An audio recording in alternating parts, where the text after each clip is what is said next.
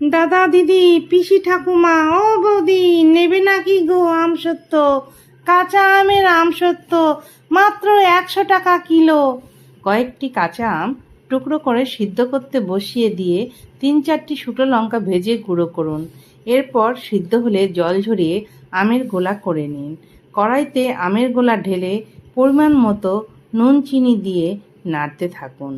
গোলা ঘন হয়ে গেলে 1 ফোঁটা গ্রিন ফুড কালার দিয়ে মিক্সড করে নিন। উপরে শুকনো লঙ্কার গুঁড়ো ছিটিয়ে নামিয়ে ফেলুন। এবার থালাতে সরষের তেল মাখিয়ে হাতা দিয়ে আমের গোলা ঢেলে রোদে 2 দিনের জন্য শুকোতে দিন। এই 2 দিনের মধ্যে কোন কোন পাড়ায় গেলে আপনার আমসত্ত্ব তাড়াতাড়ি বিক্রি হবে সেটাই ভাবুন। শুকিয়ে গেলে চাকু দিয়ে পিস পিস করে বাক্সে ভরিয়ে মাথায় নিয়ে বেরিয়ে পড়ুন।